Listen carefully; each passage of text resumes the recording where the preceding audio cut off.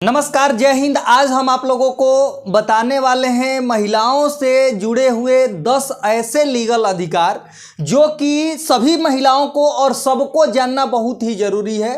तो इस वीडियो को अंत तक देखें और ज़्यादा से ज़्यादा लोगों तक शेयर करें। यदि आप इस वीडियो को फेसबुक पर देख रहे हैं तो पेज को फॉलो कर लें और यूट्यूब पर देख रहे हैं तो चैनल को सब्सक्राइब करके बेल आइकन को प्रेस कर लें।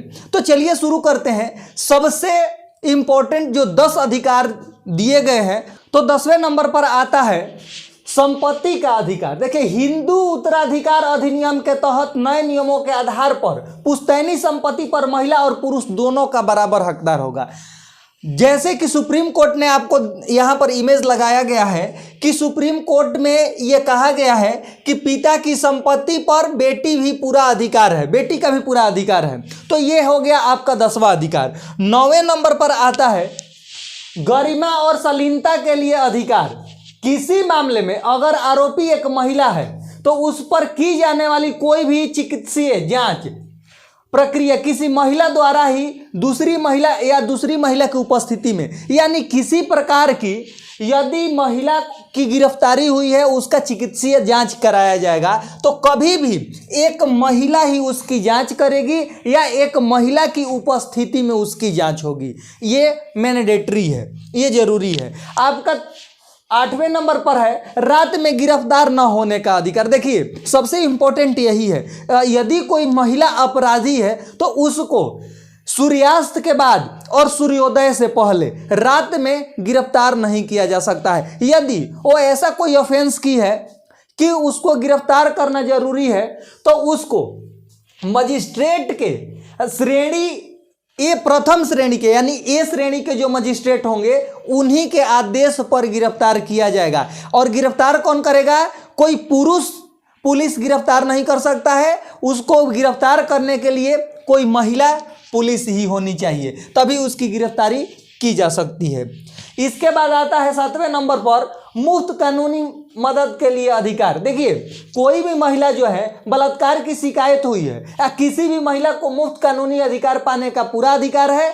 स्टेशन हाउस ऑफिसर यानी जो एसएचओ होते हैं, जो थाने में होते हैं, उसके लिए जरूरी है कि वे विधिक सेवा प्राधिकरण यानी लीगल सर्विस अथॉरिटी को वकील की व्यवस्था करने के लिए सूचित करेंगे और उनको मुफ्त में कानूनी जो कार्रवाई है, प्रक्रिया है, उनको मिलेगी।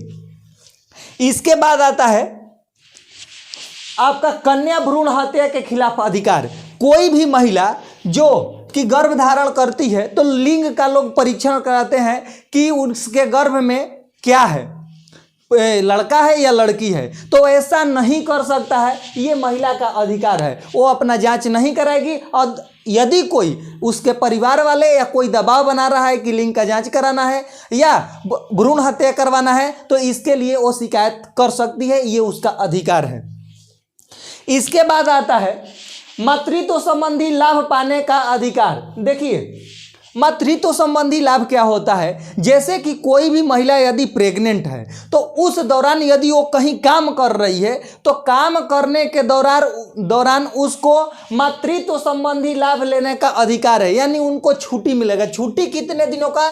लगभग 26 सप्ताह का। देखिए, मातृत्व लाभ अधिनियम 1961 में बना था, इसका संशोधन हो चुका है और इसमें 26 सप्ताह यानी लगभग 182 दिन होता है, यानी 6 महीना।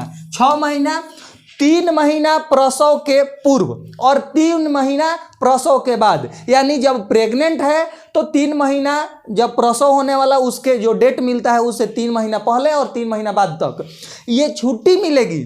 और छुट्टी के साथ साथ जितना उनको वेतन मिलता है, जितना उनको वेतन पहले मिल रहा था उतना ही 6 महीना जो छुट्टी पर रहेंगी उसका भी वेतन दिया जाएगा, ये उसका अधिकार है। प्राइवेट कंपनियों में हालांकि आप लोग जानते हैं नहीं होता है, नहीं दिया जाता है, लेकिन जो गवर्नमेंट के कर्मचारी हैं, जो गवर्नमेंट में है महिला, उनको ये लाभ मिलता है।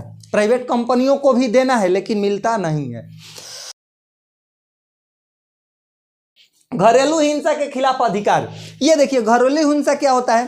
पति के द्वारा मारपीट करना या पति के जैसे कि ननद हो गई, उनके संबंधित जो लोग हैं या उनकी माँ हो गई तो उनको उसके प्रति हिंसा के खिलाफ अधिकार है महिलाओं को। देखिए यहाँ पर दिया गया है, ये अधिनियम मुख्य रूप से पति पुरुष लिव इन पार्टनर या रिश्तेदारों द्वारा एक पत्नी, एक महिला लिव इन पार्टनर या फिर भी घर में रह रही किसी भी महिला जैसे माँ, बहन या किसी की गई घरेलू हिंसा की सुरक्षा करने के लिए बनाया गया है। यानी माँ बहन पर भी नहीं कर सकता है, कोई लिव इन रिलेशनशिप में भी रह रहा है तो उसको भी नहीं कर सकता है। किसी पर ऐसा हिंसा करने और मारपीट करने का अधिकार नहीं है। यदि ऐसा कोई कर रहा है तो महिला उसकी शिकायत कर सकती है, उसको कठोर से कठोर कार्रवाई की जाएगी। इसके बाद है 3rd नंबर पर आता है नाम न छापने का अधिकार। देखिए किसी महिला के साथ यदि यौन शोषण हुआ है तो यौन शोषण हुआ है और किसी ने किया है तो उसकी प्राइवेसी होती है, वो शिकायत कर सकती हैं और ये चाहेंगी कि जिस ऑफिसर के पास वो FIR दर्ज कर रही है, यानी फर्स्ट इंफॉर्मेशन रिपोर्ट, FIR का फुल फॉर्म होता है, तो जहाँ पर दर्ज कर रही हैं वहाँ पर आप लोग पेपर में पढ़ते होंगे, कोई भी न्यूज़पेपर में, कि नाम कुछ और रहता है और कुछ और लिखा रहता है और आगे लिखा रहता है बदला हुआ नाम। यानी उनका ये प्राइवेसी का अधिकार है कि जो मैं शिकायत कर रही हूँ मेरा नाम नहीं आना चाहिए। यदि उसका नाम आएगा तो प्राइवेसी भंग होगा और उसकी जो इज्जत है समाज में कम होगी। इसी वजह से ये अधिकार दिया गया है कि वो नाम न छापने का उसको अधिकार है। और यदि ऐसा कोई कर रहा है कि नाम छाप दे रहा है और वो मना की है, छाप दे रहा है, तो उसके प्रति कानूनी कार्रवाई हो सकती है। इसके बाद आता है ऑफिस में हुए उत्पीड़न के खिलाफ अधिकार। कोई महिला यदि ऑफिस में काम कर रही है और काम करने के समय उसका यौन उत्पीड़न हुआ है या किसी प्रकार से उसका उत्पीड़न हो रहा है, ऑफिस में आप लोग जानते हैं कि कुछ ऐसे हरकतें कभी कभी हो जाती है, हो नहीं जाती है, करते हैं लोग, तो उसके प्रति वो खिलाफ उनका अधिकार है कि उसके खिलाफ कार्रवाई करवा सकते हैं, उसका वो आवेदन कर सकती हैं, शिकायत कर सकती हैं। काम पर हुए यौन उत्पीड़न अधिनियम के अनुसार आपको यौन उत्पीड़न के खिलाफ शिकायत दर्ज करने का पूरा अधिकार है। ये नहीं कि कोई डरा धमका दिया तो उसका आवेदन या शिकायत नहीं करेंगी। और 1 नंबर पर आता है आपका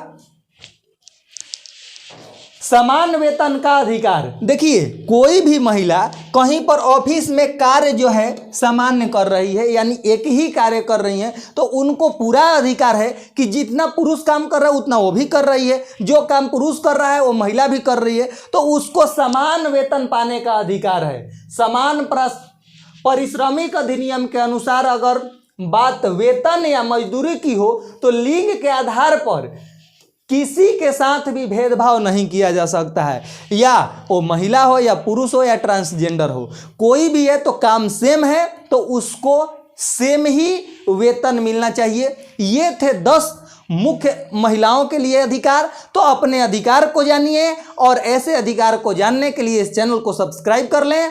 मिलते हैं फिर नेक्स्ट वीडियो में, तब तक के लिए जय हिंद।